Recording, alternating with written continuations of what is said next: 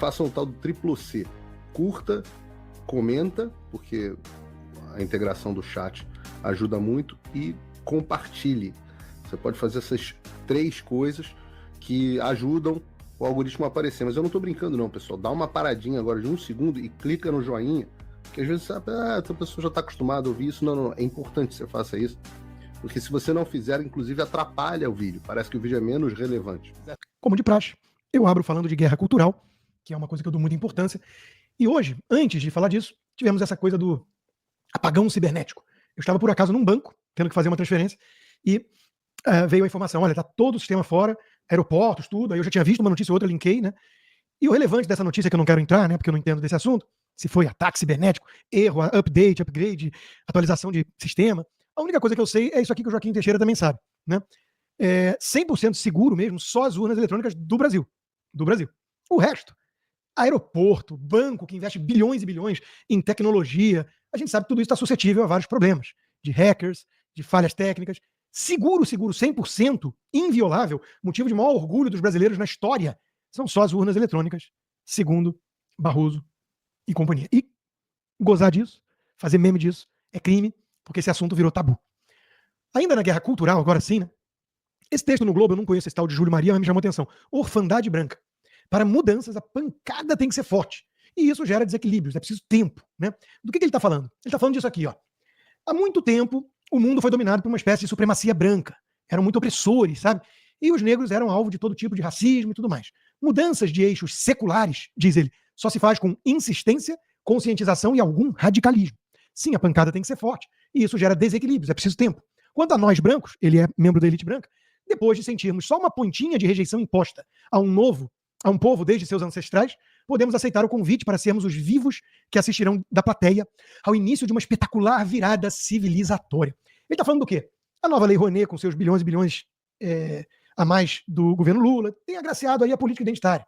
E alguns artistas brancos, de classe média, estão reclamando. Poxa, a gente está sendo preterido.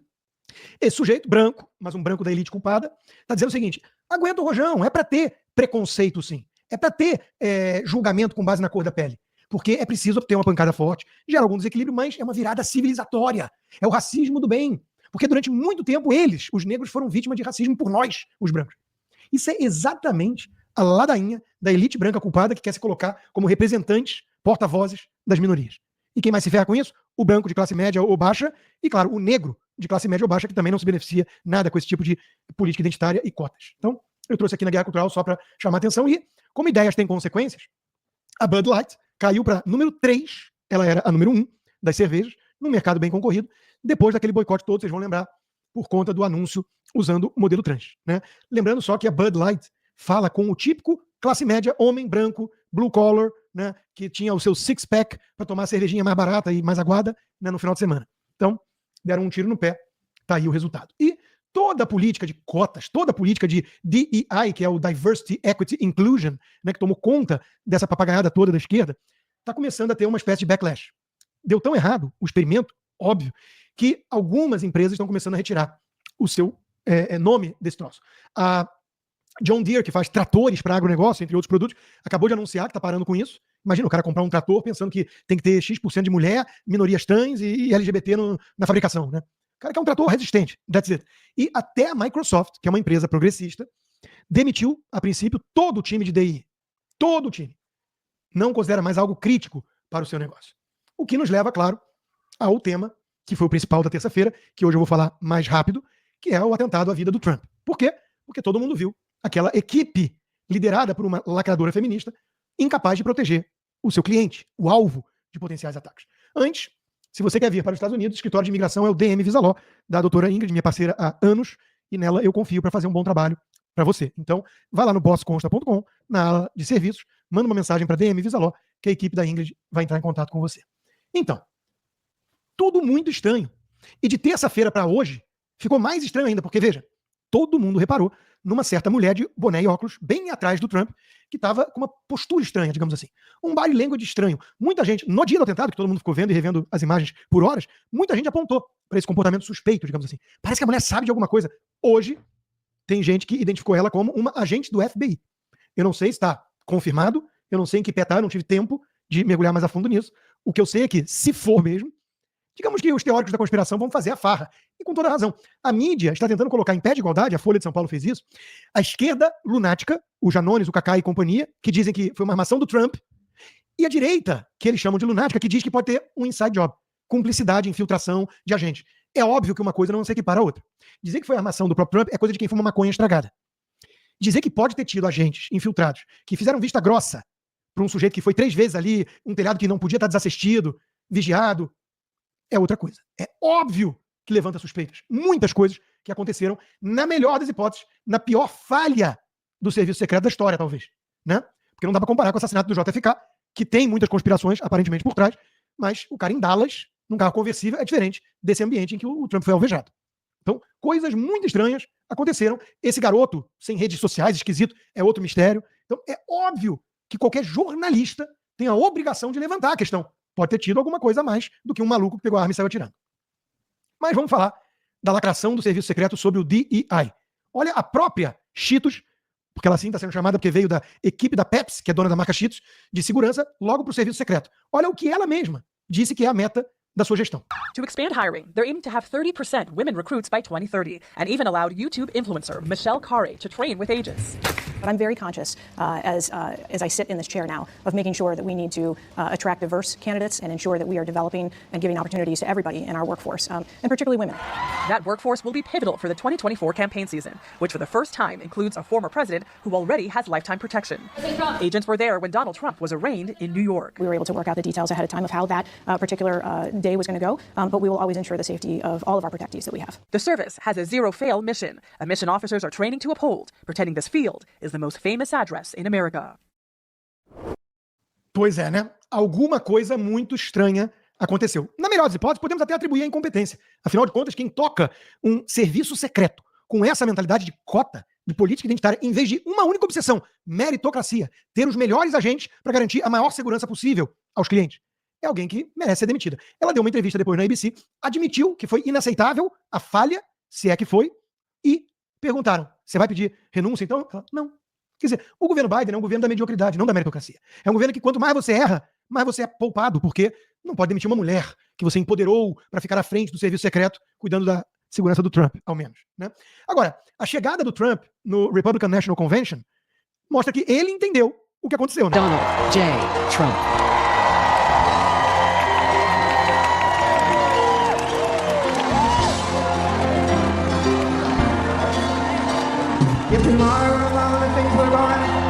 Eu não sei se vocês repararam, mas só tem Galalau do lado dele. Só homem grande. Para proteger um sujeito de 1,90 m e poucos, não pode ser uma mulher baixinha gordinha. Não pode ser eu. Não pode ser uma mulher baixinha gordinha que não sabe colocar a arma no coldre.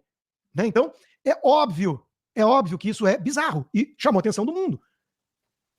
Antes da política identitária, era o sujeito aí da esquerda. Agora é a mocinha que não tem condições de ser agente de serviço secreto. E dizer isso, obviamente, não é preconceito. Preocupado com inclusão e diversidade, serviço secreto comete pior falha em 43 anos. Reportagem excelente do Gabriel de Arruda Castro na Gazeta do Povo. Você quer entender o hiato de salário entre homem e mulher?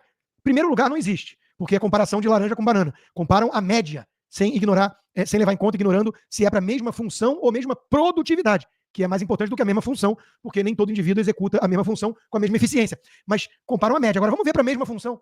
Se houver distância de salário, tá aí a explicação, ó. Talvez seja essa, né? Talvez seja essa. Agora, eu escrevi sobre esse assunto essa semana na Gazeta do Povo.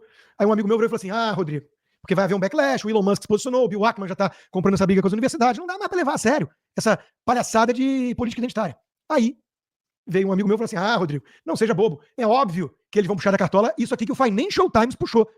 O serviço secreto é alvo de ataque misógino depois da tentativa de assassinato do Trump. Eu que pensei que o Trump tinha sido alvo de uma tentativa de assassinato que foi permitida, de certa forma, por toda a incompetência de um serviço secreto dominado por lacradoras feministas. Mas a preocupação do Financial Times não é com a incompetência gritante que quase tirou a vida do Trump. É com as críticas que eles chamam de ataques misóginos. Vai plantar batata, Financial Times, antes que eu me esqueça. Né? Bom, meus amigos, se você quer... só um detalhe. Eu vou falar do Vance agora, da escolha do vice. Modéstia às favas, né? Mas na minha live fechada, eu falei que ia ser naquele dia a escolha do vice. E eu mostro pra vocês um trechinho, porque ao contrário do Guga, oi Guga, que consegue errar todas as previsões, a minha foi essa aqui. Muito impactante na campanha, que, aliás, hoje tem a largada oficial com a escolha do VP. Muita gente aí fazendo as bolsas de apostas. Eu gostaria de apostar no Rubio, mas acho que não vai ser o Rubio. Pode ser o Vance, né, o senador de Ohio. Acabou sendo o Vance. Então, vamos falar um pouquinho disso. Antes, meus amigos, se vocês querem garantir segurança e bom retorno à sua poupança, às suas economias, a minha recomendação é a SameSide. Aquela gestora que o nome já diz, e é verdade, está com interesses alinhados aos dos seus clientes. Eu sei da seriedade e da competência dessa equipe, porque eu era sócio deles. Então, SameSide é a sua gestora de recursos, recomendada por mim, pela Boss Consta. Vai lá no site, bossconsta.com, na ala de serviços tem lá a SameSide, manda uma mensagem que a equipe da turma lá do Carlos Chu vai atendê-lo de forma muito concierge e o seu dinheiro estará em ótimas mãos. Olha só, antes de entrar no Vance, o que significa o Trump ter passado por tudo que passou e está lá resiliente, fazendo o desfecho da convenção republicana que se encerrou ontem à noite, tarde da noite, e eu estava cobrindo o discurso dele, longo discurso, junto com a minha amiga Ana Paula Henkel e com o Pioto na Oeste. Né? O Conor McGregor, grande vencedor, grande lutador, aliás, o Dana, dono do UFC, fez o discurso introduzindo o Trump, né? O cara tem 78 anos, é um bilionário, podia estar em qualquer lugar do mundo, num iate, ou curtindo aí os campos de golfe mais belos do planeta, mas ele está lá arriscando a vida, porque obviamente ele se torna alvo do Irã, do Putin, do Xi Jinping, do Maduro, do Lula, de todos esses psicopatas perigosos com aliança com narcotráfico e bandidos, né, tiranos, assassinos, e ele está lá levando tiro, quase morrendo. Por quê? Porque ele acredita, de fato, nos Estados Unidos e no que a América simboliza. E ele vem apontando com alguma coerência há décadas que o caminho que vem seguindo o país é o pior possível. Então, meus amigos, você pode achar o que você quiser do Trump. Não dá para negar que ele é patriota e badass. Fodão seria a melhor tradução para badass. Quem considerou o Trump um badass depois que ele levantou daquela forma do tiro? O próprio Mark Zuckerberg, o soja, dono da Meta, né, democrata. Então, meus amigos, tem um clima de virada. Eu acabei de escrever minha coluna para a Gazeta do Povo de hoje, exatamente sobre o discurso da convenção, uma postura mais de união, uma campanha mais disciplinada do Trump, né, e ganhando muito momentum, ganhando muita liderança de gente como o Hulk, como é que é o nome do lutador de luta livre lá? Porra, foi engraçado demais ver aquilo, né? Ele rasgando a camisa. Eu era moleque quando eu via aquelas lutas livre falsa na televisão, que eu achava meio patético, mas aquilo marcou um tempo nos Estados Unidos. O pessoal adorava aquelas lutas forjadas, né? O próprio Trump tem várias imagens dele, 30, 40 anos mais jovem, ao lado do Hulk, esqueci o nome dele. Aí vem a Gleisi Hoffmann, né, e diz: a violência política sempre foi uma prática da extrema-direita, não apenas contra seus adversários, mas contra a democracia. Eu poderia falar do Toninho do PT, eu poderia falar do Celso Daniel, eu podia falar de todos aqueles que se suicidaram com 8 tiros na nuca nos regimes comunistas, para mostrar que ela inverteu tudo. É a extrema-esquerda que sempre foi violenta, assassina, inclusive com os seus próprios. Mas, vamos falar dos Estados Unidos. Abraham Lincoln, James Garfield, William McKinley, Theodore Roosevelt, Gerald Ford, Ronald Reagan, Donald Trump, todos sofreram atentados contra suas vidas. E o JFK. O JFK é o único dessa lista democrata, mas com uma ressalva. Se o JFK ressuscitasse hoje, eu não tenho a menor dúvida que ele se cadastraria no Partido Republicano. Eu não tenho a menor dúvida. Ele era anticomunista até o último fio de cabelo, tentou matar o Fidel Castro com aquele fiasco da Baía dos Porcos, que houve traição ali da CIA, e muitos atribuem a isso o assassinato dele. Era a favor de menos impostos, ou seja, ele jamais seria um taxade da vida, e vamos falar disso já já, e ele anticomunista e católico. Então, meus amigos, ele estaria no Partido Republicano hoje. Tá? Então, Gleisi, como você mente? Aí, quando o atentado é contra direitistas, e podemos sair dos Estados Unidos e falar do Bolsonaro, e falar do Abe no Japão e tantos outros. Aí, a esquerda radical, a extrema esquerda, se manifesta de forma totalmente genérica e abstrata. Olha aqui o Barroso. A política exercida com integridade e idealismo é uma das mais nobres atividades humanas. A violência, independente da motivação, é sempre uma derrota do espírito. Eu sou um poeta maravilhoso. E a vida civilizada é feita de ideias e não de agressões. Fofo, aplausos para o Barroso. Que vago. Que genérico, não menciona o Trump, não menciona a retórica do Partido Democrata que vem demonizando o Trump. Nada disso. Vocês conseguem imaginar se fosse o contrário? Esse pessoal é muito cínico. Muito cínico. Olha o Lewandowski. Aumento de armas em poder dos cidadãos coloca em xeque a democracia. A culpa agora é das armas. Das armas. A retórica democrata que diz, e o próprio Biden afirma, que o Trump é como Hitler ressuscitado, que a maior ameaça que a democracia americana enfrenta na história é Donald Trump. Isso não tem nada a ver com o clima no país. Nada a ver. O discurso de ódio é sempre da direita, que tem que ser perseguida e calada para salvar a democracia. Diz o iluminado, moderado Barroso, que não tem lado, porque ele está muito acima disso, mas repete junto com os comunistas da Uni: nós derrotamos Bolsonaro. Por falar nisso, é óbvio que todo mundo fez o paralelo. Não é para menos. E é óbvio que é perigoso ser um líder de direita no mundo hoje.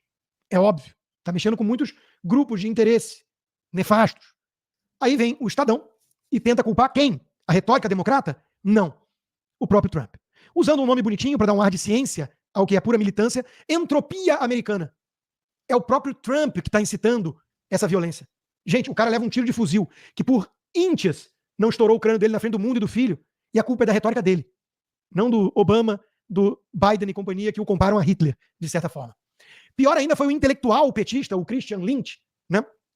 Que foi direto ao ponto. Quem tentou matar Trump foi um jovem republicano que doou dinheiro para um grupo ligado ao Soros, que sofria bullying na escola, então a culpa é do Partido Republicano, do bullying, desenvolveu tara de armas, então as armas, e teorias da conspiração, a direita paranoica.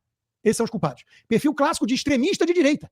Anda circulando a imagem dele aí meio como trans. Eu não sei se é verdadeira, porque hoje eu tenho medo da inteligência artificial. Tem que checar, mas eu não duvidaria. Uma coisa a gente tem certeza, ele é alguém que odeia Trump, né? Trump quase foi morto pelo mundo que ele criou. Olha o nível de canalice de um intelectual respeitado pela esquerda, Christian Lynch. É impressionante o nível dessa gente. Sem falar da imprensa, claro, né? Trump cai do palco. Tomou até nota, né, dos leitores da plataforma X. Jornalismo tem que colocar na manchete a essência do que você quer noticiar. Ninguém diria que o importante daquilo que a gente viu é o Trump cair no chão com aquilo que parece sangue, daquilo que parece tiro. Claro que a gente tem que ir pro humor, né? Como o site Babylon Bee. Trump está salvo, deixando apenas um candidato morto, o Biden. E vamos falar do Biden já e do vice já, que eu fiquei devendo. Antes, meus amigos, estamos lá com vários parceiros novos na Boss Consta. Então entrem lá, bossconsta.com, na área de serviço, tem vários. A Iris Planning é a sua empresa de seguros, inclusive seguro de saúde internacional. Manda uma mensagem, pede uma cotação, eles vão te atender muito bem. E quero comunicá-los que na terça-feira que vem, dia 23, vai ter o primeiro webinar da Boss Consta, transformando desafios em solução. 5 parceiros da Boss vão falar por 10 minutos cada um, apresentando um pouquinho da sua empresa, do perfil do cliente, como é que você pode contactá-los, para você ter sempre o melhor atendimento possível, com gente séria, com o crivo da ética, que é fundamental para se tornar meu parceiro. Vamos lá. O Vance gerou, digamos assim, alguma desconfiança em alguns republicanos mais tradicionais, em alguns conservadores como a National Review e por aí vai, né? Ele virou católico mais recentemente, isso para mim pesa muito a favor dele. É alguém que entende a guerra cultural, que não acena para a seita ambientalista, pró-vida, condena o aborto, mas ele tem uma pegada mais populista na economia. Ele está preocupado com resultados concretos para a classe média baixa. Ele veio disso. Ele era aquilo que se chama White Trailer Thrashers, né? O filme que a Netflix produziu a partir do seu livro, que virou um best-seller, Hilly Billy Elegy, né? É um filme muito bonito, muito comovente, eu vi recentemente, e conta isso. Filho de viciado em heroína, num ambiente de muita pobreza, meritocracia tirou ele e colocou ele no rumo certo. Ele se formou com summa cum laude em Yale Law School, virou senador muito jovem e vai ser o segundo vice-presidente mais jovem da história se for eleita a chapa dele, com Trump. Então, meu amigo, não é para qualquer um, é um cara inteligentíssimo, vai ser um massacre o debate dele com a Kamala Harris, mas gera alguma desconfiança, por quê? Porque ele se mostrou um pouco vira-casaca em algumas coisas. Eu não vejo necessariamente isso como um grave defeito. O David Sachs, que tem apoiado bastante o Trump, escreveu aqui, quando as torres gêmeas caíram, ele foi lá e se alistou imediatamente nos Marine Corps. E foi lutar, foi servir como jornalista de guerra e ajudar lá contra os inimigos. Depois, ele começou a acreditar que todas as guerras que os Estados Unidos lutavam eram, às vezes, equivocadas, algumas delas. Não tinha sentido. Então ele passou a se tornar um crítico, por exemplo, da postura do governo Biden em relação ao Zelensky na Ucrânia. Mas ele é muito a favor de Israel. Então ele está fazendo escolhas seletivas, com o que ele acha que faz sentido. Você pode até falar, eu acho que ele está errado em relação à Ucrânia. Tudo bem, é um bom debate. Mas não torna ele um vira-casaca falso, oco. Ele já xingou o Trump. Em 2016, vários conservadores olharam para o Trump com muita desconfiança.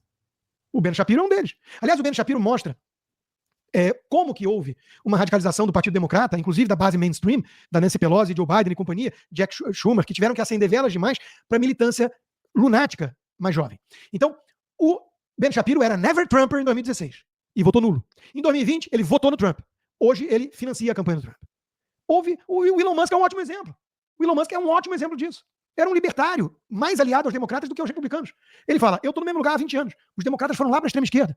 Eu agora estou financiando com 45 milhões de dólares por mês, né, a campanha do Trump. E mais do que o dinheiro, o que ele empresta de credibilidade atraindo outros doadores, bilionários, elite e a plataforma X, que você bota hoje #MAGA, ele já bota automaticamente o Trump e a Estátua da Liberdade. A campanha de Biden planeja rotular o companheiro de chapa de Trump como um extremista. O Biden falou um clone do Trump. Bom sinal. Se eles não estão gostando, é sinal que é bom. Em termos de voto, eu escrevi também uma análise sobre essa escolha do vice.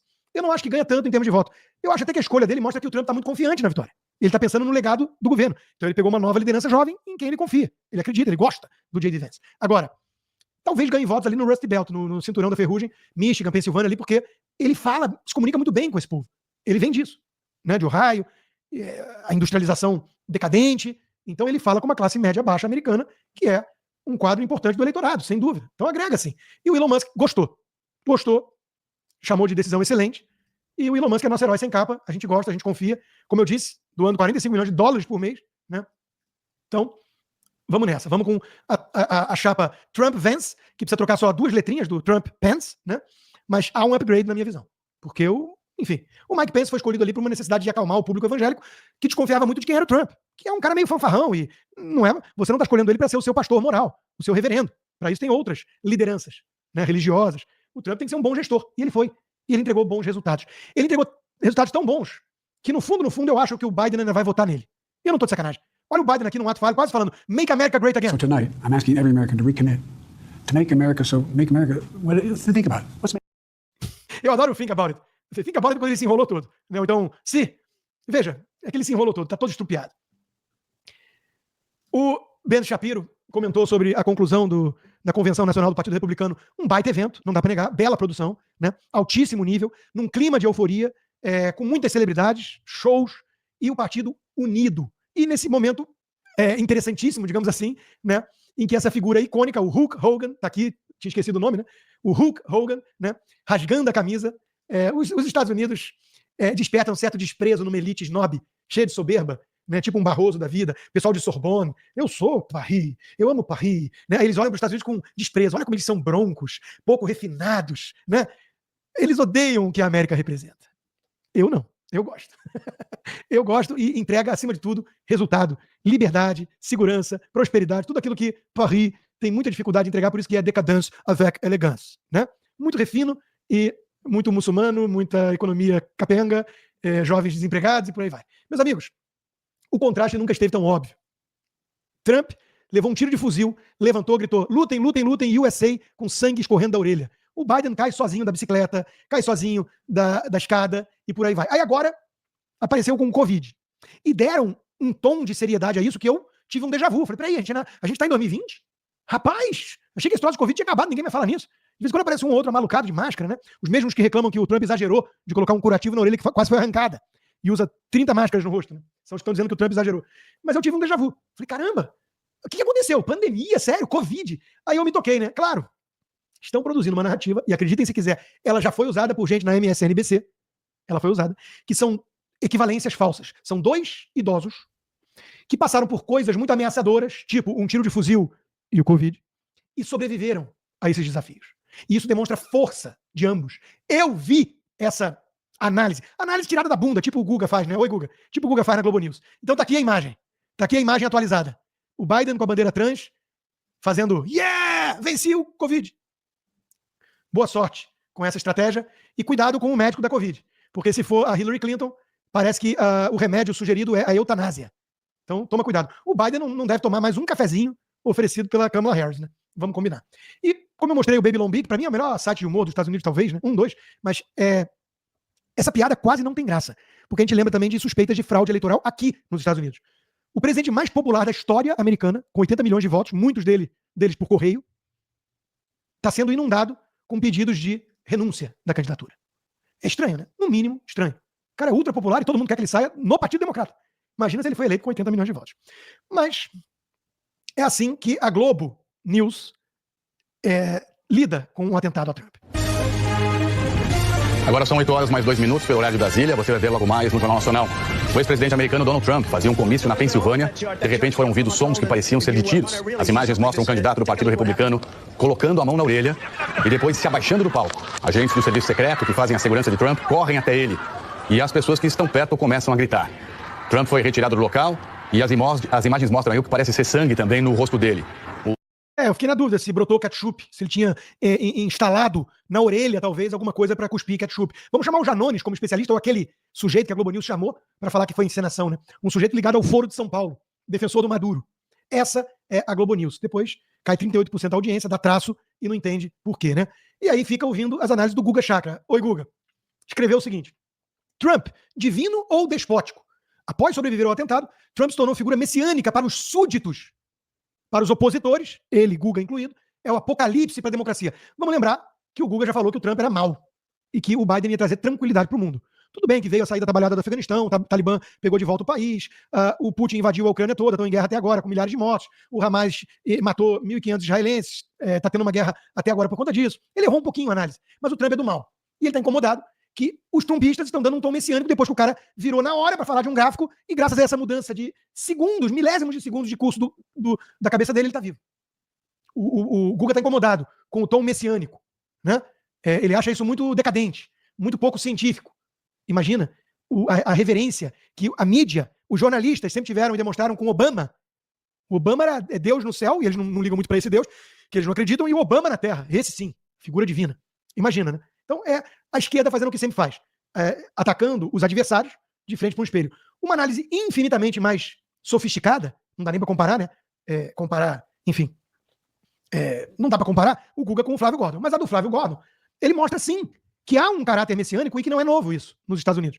Do nevoeiro de Washington à orelha de Trump, a ideia de providência na história americana. O nevoeiro do Washington não fosse aquele dia estar com fog, provavelmente os Estados Unidos podiam ter perdido a guerra de independência. Então, meus amigos, são coisas muito bizarras. Você pode ter muita fé na coincidência, ou você pode achar que tem alguma razão maior.